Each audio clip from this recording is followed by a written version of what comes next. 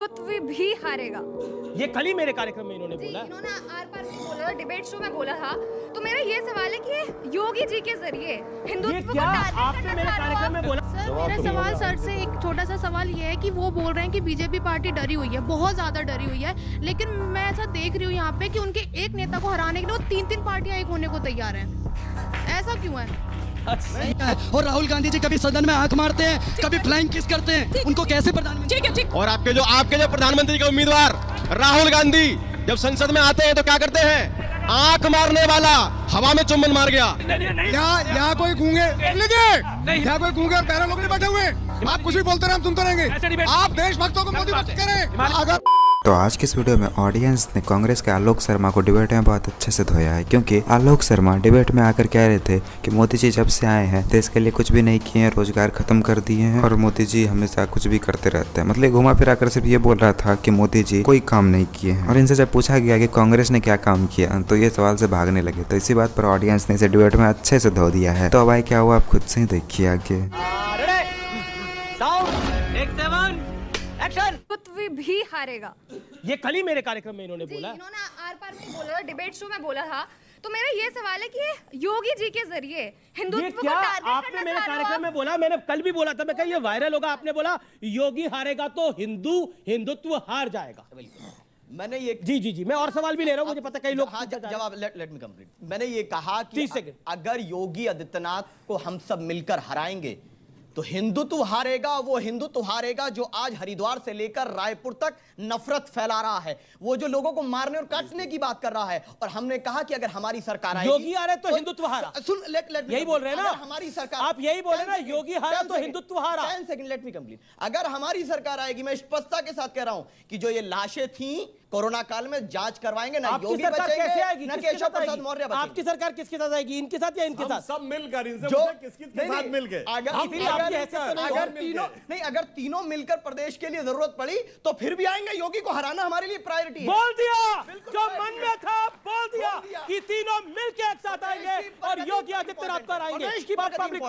Point बोलिए। मेरा सवाल भाजपा से सुधांशु जी जी बोलिए, पूछिए, खड़े होके पूछिए बेटा। कि जिस तरह से इन्होंने लाली का प्रयोग किया था, सूर्य और भगवा से शुरू होता है, लेकिन जिस तरह से आप हजारों की तादाद में रैलीज पे रैलीज किए जा रहे हैं, लग नहीं रहा है कि खून की लाली से आप लोग 22 का चुनाव जीत पाएंगे। बहुत बढ़िया।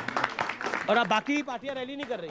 अखिलेश जी नहीं कर रहे, प्रियंका जी नहीं कर रहे। एक मिनट इनसे पूछिए, रैली में किसके भीड़ ज्यादा हो रही है? भाटी जी से पूछिए। भाटी जी से पूछिए, इनका दावा क्या है? रैली में इनके भीड़ ज्यादा हो रही है तो रैली ना करें, विपक्ष वाले रैली कर। और सुनिए, और बेटा ये सुनिए, उत्तर प्रदेश में तो चुनाव है। चलो भाटी जी भी रैली कर रहे हैं, हम भी। ये जयपुर में काहे रैली की थे भाई? जयपुर में तो चुनाव नहीं था, काहे रैली की? मैं और भी सवाल ले रहा हूँ। अमित जी 30 सेकंड जी। जयपुर की रैली क्यों हुई थी? क्योंकि महंगाई बहुत ज्यादा है। वही हिंदुत्व में भाषण हुआ और वही हिंदुत्व में भाषण हुआ। सुनिए ना, दिल्ली पुलिस ने दिल्ली में रैली करने की परमिशन अमित शाह जी के इशारे पर नहीं दी, इसलिए हमें जयपुर में करनी पड़ी। कहीं और भी परमिशन मानते तो नहीं मिलती है। तो आज औरंगजेब पर हम चुनाव लड़ना चाहते हैं, जिन्ना पर चुनाव लड़ना चाहते हैं हम। हिंदुत्व, औरंगजेब और फतवा और अकबर।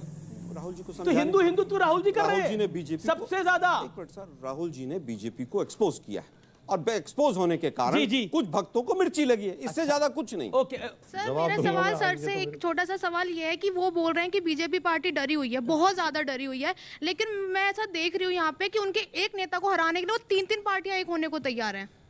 ऐसा क्यों है? अच्छा, ये बड़ा अच्छा। एक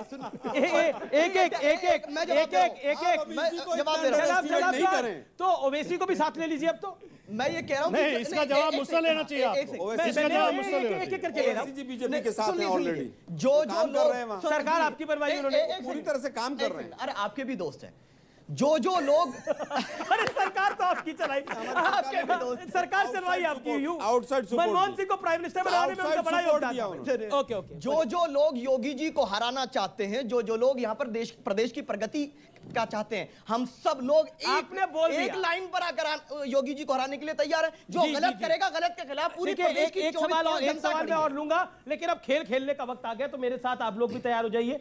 और इसमें हमें कुछ नहीं करना, जो करना इन्होंने करना। एक तस्वीर आएगी पीछे, एक बड़े नेता की तस्वीर आती रहेगी और उसके बाद हम इनसे प्रतिक्रिया लेंगे। तो हमने चुनाव आयोग के किससे बुलवाएंगे, मैं उनका नाम लूंगा तो वो एक लाइन में अपनी बात को रख दे, ये मेरा निवेदन है। तो इस खेल को अगर आप खेलने के लिए तैयार है तो जोरदार तालियों से हमारे पैनलिस्ट का दोबारा स्वागत करिए। तैयार है ना आप लोग? देखिए मजा आएगा इसमें बहुत, और जवाब पर जवाब पसंद आए ना आए लेकिन ताली बजती रहनी चाहिए लगातार, ये सबसे ज्यादा जरूरी है। सबसे पहले 22 के बाजीगर कौन बनेगा, तस्वीर दिखाते हैं, देखते हैं किसकी तस्वीर आती है, बिग पिक्चर किसकी आती है। पलट जाइए आप लोग और नरेंद्र मोदी की तस्वीर है। आलोक भाई आप भी कुछ बोलिए एक लाइन में, क्या कहना चाहते हैं? देश के प्रधानमंत्री को मैं बाजीगर बनाने के बिल्कुल भी पक्ष में नहीं, बिल्कुल भी पक्ष में नहीं है। चलिए अगली तस्वीर किसकी आएगी देखते हैं। रिमोट बनाने के पक्ष में, देश के प्रधानमंत्री रिमोट रोबोट बनाने के पक्ष में। अच्छा, अगली तस्वीर आती है सपा के सुप्रीमो अखिलेश यादव की, और भैया के बारे में तो लखनऊ के भैया ही बोलेंगे, सुधांशु त्रिवेदी बोलेंगे। आप बताइए, आप भी लखनऊ से आते हैं, अखिलेश बाबू के बारे में क्या कहेंगे? टूटे हुए ख्वाबों ने ये हमको सिखाया है, दिल ने जिसे चाहा था आंखों ने गंवाया है। दिल चाह रहा इनका, दिल ने जिसे चाहा था। देखिए अखिलेश जी पर तो सादात चौहान का भी हक बनता है, बताइए। मैं सिर्फ इतना ही कहूंगा कि अगर पीस पार्टी साथ में हो जाए तो प्रदेश चला लेंगे, अगर हम नहीं रहेंगे तो सरकार नहीं बना पाएंगे। अरे आपकी तो एक ही बात है बस। मगर ये भी समझिए पीस पार्टी का मतलब क्या है, PIECE, इलेक्शन कमीशन दे दीजिए। चलिए खेल में मजा आ रहा है ना। अगली तस्वीर किसकी आएगी ये देखते हैं। ये बड़ा नेता है भाई, राहुल गांधी। अब देखिए राजकुमार भाटी भी हंसने लग गए, शादाब चौहान भी हंसने लग गए, लेकिन आपके से मैं सुधांशु जी जानना चाहता हूं राहुल जी के बारे में आके। हालांकि अभी फिलहाल देश में नहीं है, विदेश गए में। पूत कपूत तो का धन संचय और पूत सपूत तो का धन संचय। ये क्यों, मैं जानना चाहूँ ये क्यों बोला आपने, ये क्यों बोला आपने?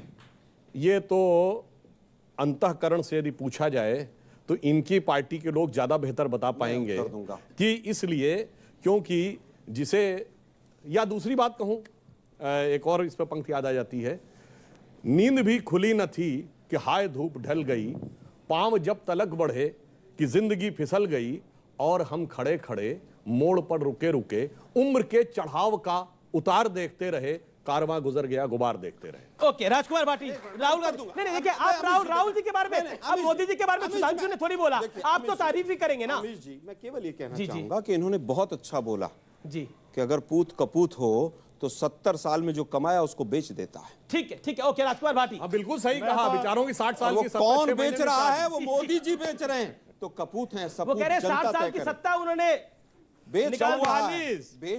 136। आलोक शर्मा जैसे लोगों को अच्छे से पता है कि जब तक यहाँ कांग्रेस रहा तब तक कुछ भी नहीं हुआ, लेकिन ये लोग इस बात को मानते नहीं है और उल्टे खुद को बचाने के लिए उल्टे मोदी जी पर थोप देंगे कि मोदी जी क्या किए हैं। जब भी इन लोगों से सवाल किया जाता है तो ये लोग यही काम करते हैं, और हर डिबेट में ये लोग ऑडियंस से इतना सुनने के बाद भी कि मोदी जी ही सत्ता में फिर से आएंगे, ये लोग कोई मानते नहीं है, उल्टे ऑडियंस पर ही भिड़ जाते हैं, जबकि ये लोग भूल जाते हैं कि ऑडियंस से ही नहीं वोट मिलेगा। चाहे आपको थोड़ा सा वीडियो अच्छा लगा तो वीडियो को लाइक कर दीजिए, और ऐसे ही वीडियोस के लिए आप हमारे चैनल को सब्सक्राइब जरूर कर लीजिएगा। मिलते हैं बहुत जल्द किसी और वीडियो में।